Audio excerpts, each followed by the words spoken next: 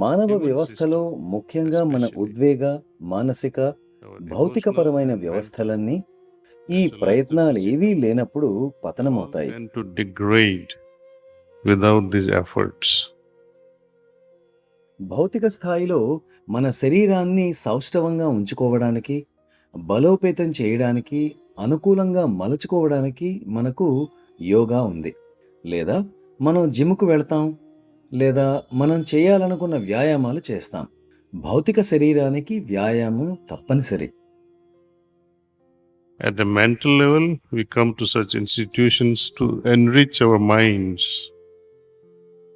మానసిక స్థాయిలో మన మనస్సును బలోపేతం చేసుకోవడానికి ఇటువంటి సంస్థలకి వచ్చి పెద్దవాళ్లతో, ప్రొఫెసర్లతో సంభాషిస్తూ, కూలంకషంగా చర్చిస్తూ నేర్చుకుంటాం. మనకు మరో శరీరం ఉంది. దాని గురించి చాలా తక్కువగా మాట్లాడుకుంటాం. అది మన ఆత్మ. మన ఆత్మను మనం ఎలా బలోపేతం చేసుకుంటాం? భగవంతుని గురించి కేవలం ఆలోచించినంత మాత్రాన బలోపేతమవుతుందా? లేదు. మనం భగవంతుని నమ్మిన క్షణాన్నే సమస్యలు మొదలవుతాయి. నేను భగవంతుని నమ్ముతాను అంటే సరిపోతుందా? తరువాత ఏంటి? భగవంతునిలో నమ్మకం ఉంచగానే మనం సంతోషంగా ఉంటామా? Because belief in itself is not enough. ఎందుకంటే నమ్మకం ఒక్కటే సరిపోదు. అది మనకు ముసుగు వేస్తుంది. మనం ఇంకా ముందుకు పోకుండా ఆపేస్తుంది. మన ఈ విశ్వాస వ్యవస్థతో అలా తృప్తిపడి ఉండిపోతే తరువాత ఉండేది మన కళ్లకు కనబడి, సరే నేను నమ్మకాలను అధిగమించి ముందుకెళ్ళాలి అంటుంది. And that's why no religion అందువలనే today in the ప్రపంచంలోని world ఏ is మతము, successful. హిందూ, Neither క్రైస్తవ, Hinduism, యూదు, nor బౌద్ధ, Christianity, ఇస్లాం nor మతాలు Judaism, Buddhism, విజయవంతం Islam, కాలేకపోయాయి. we are happy with beliefs, indoctrination, dogmatic views, philosophies, and over which we keep fighting. సిద్ధాంతాలు, పిడివాదాలు, తత్వశాస్త్రాల్లోని నమ్మకాలతో మనం సంతోషంగా ఉంటూనే వాటి మీద పోట్లాడుకుంటున్నాం. కానీ ఒక హిందువు అంతిమ సత్యాన్ని గుర్తించినట్లయితే అప్పుడు ఇతర మతాల నుండి పుట్టుకొస్తున్న సత్యమంతా ఒకేలా కనిపిస్తుంది. అక్కడ ఎలాంటి పోరాటము, ఎలాంటి సంఘర్షణ ఉండదు. అంటే ప్రధాన విషయం అనుభవం చెందడంలో ఉందని అర్థం. Religion is all about belief, dogmas, orthodoxy. మతము నమ్మకాలు, పిడివాదాలు, సాంప్రదాయాలతో నిండి ఉంటుంది. చిన్న చిన్న వ్యత్యాసాలపై పోరాటాలు సాగుతూనే ఉంటాయి. నా గురూజీ మహారాజ్ ఇలా అంటుండేవారు, ఒక మతపరమైన కుటుంబంలో పుట్టడం మంచిదే, కానీ అదే మతపరమైన కుటుంబంలో చనిపోవడం అంటే నీవు ప్రగతిని సాధించలేదని అర్థం. Because you have not progressed. What is beyond religion? మతాన్ని మించి ఏముంది అంటే స్కూలుకు వెళ్ళినప్పుడు అక్షరాలు, అంకెలు రాయడానికి స్టెన్సిల్ ఉపయోగిస్తారు. ఇలాంటి పెద్ద విద్యా సంస్థకు కూడా మీరు స్టెన్సిల్స్తో వస్తే మిమ్మల్ని చూసి ఇంకా స్టెన్సిల్స్తోనే వస్తున్నాడు చూడు అంటూ నవ్వుతారు. అలా ఉంటుందన్నమాట. దివ్యత్వాన్ని అవగాహన చేసుకొని అంటిపెట్టుకుని ఉండడానికి రూపాలు, గుణాలు అవసరం. రూపాలను కంప్యూటర్ సైన్స్లో మనం ఈ రోజుల్లో నేర్చుకుంటున్న విజువల్ గ్రాఫిక్స్ లాగా సృష్టించారు. అవి సందేశాన్ని తెలియపరిచే visual graphics. Conveying a message. We have to decipher. మన పెద్దలు, ఋషులు, మహాత్ముల నుండి మనకు సంక్రమించిన సంకేతాలకు అర్థాలను తెలుసుకోవాల్సి ఉంటుంది. Spirituality మతాలను మించి ఒక్క అడుగు ముందుండే ఆధ్యాత్మికమంతా అనుభవాలతో నిండి ఉంటుంది. అది మన విశ్వాస వ్యవస్థను బలపరుస్తుంది. నేను భగవంతుణ్ణి ఎందుకు నమ్మాలి అనే విశ్వాసంపై నిజమైన పునాదిని ఏర్పరుస్తుంది. మీరు ఒకసారి అనుభవాన్ని పొందినట్లయితే అప్పుడు నమ్మకం అనవసరం అవుతుంది. టెలిస్కోప్ ద్వారా గెలాక్సీలను చూస్తాము. నక్షత్రాలు, సూర్యుడు, చంద్రుడు ఉన్నాయి అనడానికి మనం సాక్షిగా ఉంటాము. అలా సాక్షిగా ఉన్నప్పుడు నమ్మకంతో పని లేదు. నేను దివ్యత్వాన్ని అనుభూతి చెందినప్పుడు నమ్మాల్సిన అవసరం లేదు. ఆ దివ్యత్వాన్ని అనుభూతి చెందుతాను, శ్వాసిస్తాను. That is the beauty of spirituality. అది ఆధ్యాత్మిక సౌందర్యం. మరి దివ్యత్వాన్ని ఎలా అనుభూతి చెందుతాము? దివ్యత్వాన్ని నీ వెలుపల గాని, నీ ముక్కు లేదా 5 జ్ఞానేంద్రియాలతో కానీ, మీ కాలేయము లేదా జీర్ణాశయం లేదా మెదడుతో గాని అనుభూతి చెందగలరా? అనుభూతి చెందగలిగే ఏకైక అవయవం హృదయం. The only organ that can perceive an experience is the heart. మానవ వ్యవస్థలో గర్భధారణ జరిగిన తరువాత మొట్టమొదటిగా ఏర్పడే అవయవం హృదయం.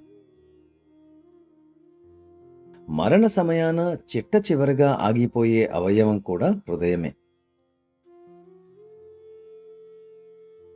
If you read Upanishads and Vedas, మీరు ఉపనిషత్తులు, వేదాలు, కనీసం గీత అయినా చదివి ఉంటే అవన్నీ కూడా దివ్యత్వపు ఉనికి ప్రతి హృదయంలో ఉంటుంది అని చెప్తాయి.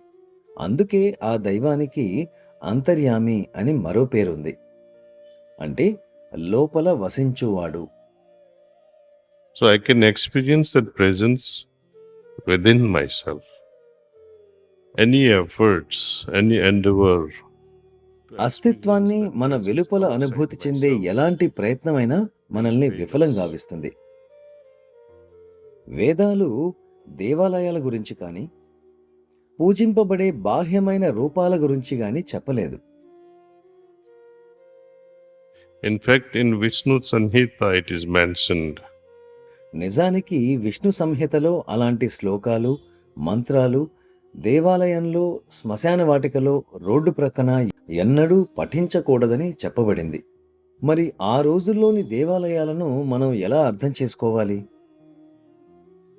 Then what must be the description? How can we understand the temples of those days?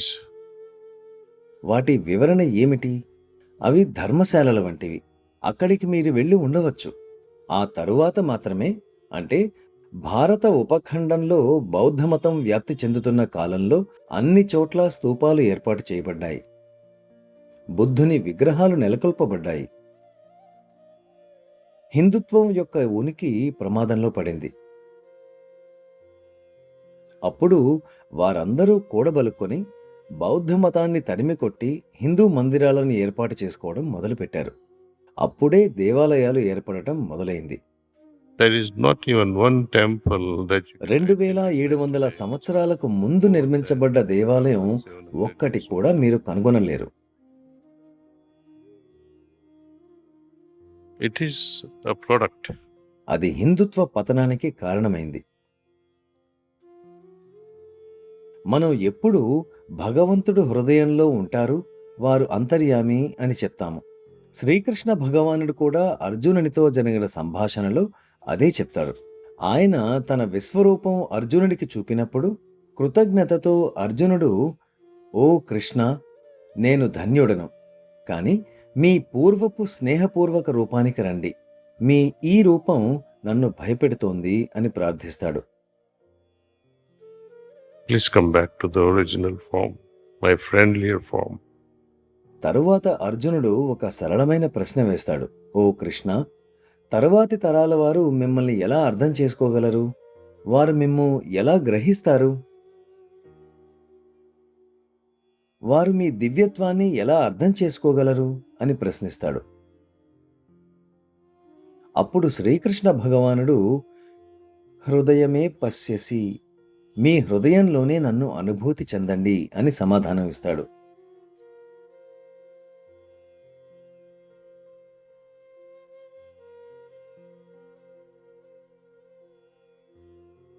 వారు నా పాదాల వద్ద మోకరిల్లండి అని చెప్పలేదు.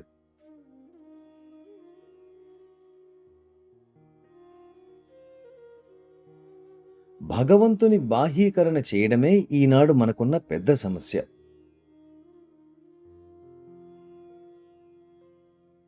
ఈ ఉపదేశాలు కొన్ని వేల సంవత్సరాల నుండి కొనసాగుతున్నాయి కనుక వాటి నుండి బయటపడటం చాలా కష్టం. ఎందుకంటే ఎటువంటి మినహాయింపు లేకుండా అన్ని మతాలు అటువంటివే. దీనికి మనమెంత ప్రభావితమయ్యామంటే మీరెప్పుడైనా ఒకరోజు దీపం వెలిగించకపోయినా, అగరబత్తి వెలిగించకపోయినా మీకు ప్రశాంతత ఉండదు. మీరు అది చేయాల్సిందే. మీకది ఒక అలవాటుగా మారింది. ధూమపానానికి బానిస అయిన వారిలా మీరు అగరబత్తికి బానిసగా మారారు. దానికి కారణం ఏమిటి? నేను ఈ పని చేయకపోతే ఏం జరుగుతుంది? నేను నరకానికి వెళ్తానేమో అనే భయం, అలాగే స్వర్గం మీద ఆకర్షణ. నేను ఈ పని చేస్తే భగవంతుడు సంతోషిస్తాడు కదా. మీ తపస్సుకు లభించే బహుమతులను ఈ జన్మ తర్వాత పొందుతారని హామీ ఇవ్వబడింది. అంటే మరణం తరువాతే. after the death. నా పూజకు కలిగిన ఫలితం ఇది అని ఎవరైనా పైనుండి క్రిందికి దిగివచ్చి మీకు చెప్పారా? ఈ పూజ ఇప్పుడే ఇక్కడే ఫలితాలు ఇవ్వకపోతే, అది నీలో మార్పు తేలేనప్పుడు మరి అటువంటి పూజల వలన ఉపయోగం ఏమిటి? And what is the use of such satsangs and such pujas? My penances, my practices should be able to transform me from inside. నా సాధన నా అంతరంగంలో మార్పు తేవాలి. యోగాలో చెప్పినట్లు ఆత్మ పరమాత్మలో లీనం అవ్వాలంటే ఏం చెయ్యాలి? Science says ఒకే స్వభావానికి చెందిన రెండు కలిసిపోతాయని సైన్స్ చెబుతుంది. నీరు నీటిలో కలిసిపోతుంది. అలాగే నీటిలో కరిగే స్వభావం గల వస్తువులు నీటిలో కరిగిపోతాయి. సంత్ కబీర్ ఇటువంటి శాస్త్రీయ విషయాలను పరిగణనలోకి తీసుకొని మానవ పరిణామ క్రమంలోని అంతిమ స్థితిని వివరిస్తారు. వారు ఆ లయావస్థ గురించి వర్షపు చినుకులు సముద్రంలో పడటం వంటిదని, ప్రతి చినుకు సముద్రంలా మారడం అని చెబుతారు. కానీ ఒక క్షణం ఆలోచించండి. ఒకవేళ నీటికి బదులుగా ఆకాశం నుండి నూనె వర్షిస్తుంది అనుకోండి. అది ఎప్పటికీ సముద్ర ఉపరితలం మీద తేలియాడుతూ ఉంటుంది. ఎందుకంటే వాటి స్వభావాలు సరిపోలవు కాబట్టి. so. For me to merge in the ultimate, నేను అంతిమత్వం లేదా దివ్యత్వంలో లయం కావాలంటే నాకై నేను ఆ దివ్య గుణాలను కలిగి ఉండాలి.